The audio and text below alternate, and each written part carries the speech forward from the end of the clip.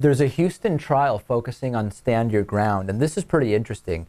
Raul Rodriguez showed up to complain when his neighbor's evening party got too loud. He was carrying a gun, he was carrying a video camera, videotaping what was going on, and he was also carrying a cell phone, okay? Now, the verbal confrontation started to unfold, and he's a retired Houston area firefighter. He told a police dispatcher by phone, who he had on the phone, standing his ground is what he was doing, of course, referencing Trayvon Martin, the Trayvon Martin case.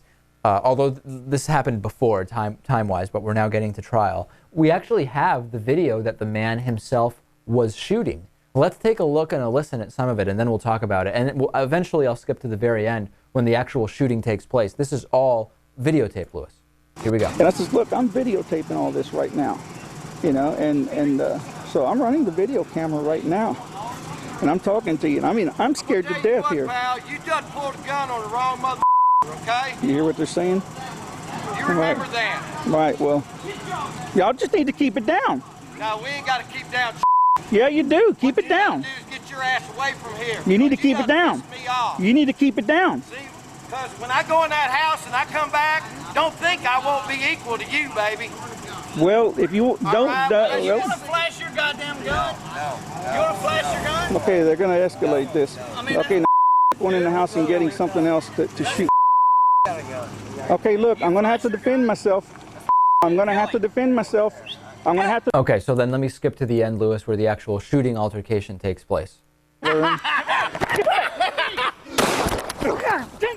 All right, so you can't really see anything, you just hear some screaming and some kind of a scuffle. So this is a fascinating one to me. I have a couple of thoughts on this. Number one is that this is a guy who has a camera, and he is on the phone with the dispatcher the entire time, and he's using buzzwords that people are trained to use when they are in so-called self-defense situations, right? He says, I will defend myself, sir. It's about to get out of hand. Please help me, on the phone to the dispatcher. He said escalating. He says that it's escalating. He says, I'm standing my ground. And also what's interesting, and he says he fears for his life.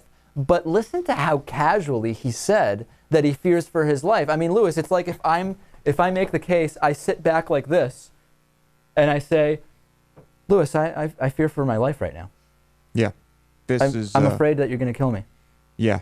I think he wanted to kill one of these kids. I'm just afraid. Yeah. I'm afraid you need to get somebody over here because I really think you're going to kill me. And if you do that, I'll shoot you. And he went out there with a gun. Why didn't he call the police? Right. No, well, he did call the police. From his Wait, house. hold on. Yeah. I don't understand. Why were these kids going up to he was in his house, right? He was in his house. Yeah. Why were they doing this? I don't, like, how did this start? It was a verbal confrontation that started because the neighbors were being loud. So they're neighbors. Right. Oh, I see. Okay. So, again, prosecutors are saying that Rodriguez here was the aggressor. He could have left the neighbor's driveway anytime. However, the defense attorneys are saying, listen, Texas gives him the right to defend himself, even if it means taking a life. It's just one of these things where it seems so, what's the word I'm looking for? Contrived. The entire situation is contrived. He's trying to get statements on the record on the phone with the dispatcher. Whenever I see so much prep work done into noise next door, it raises a red flag. Yeah. I think this is very similar to the Trayvon Martin case. I mean, obviously, we don't have video of that, but someone with a gun goes out, starts antagonizing, and the person with the gun ends up killing someone, claiming self-defense. Right. Okay, we'll see how this one continues. I'm interested.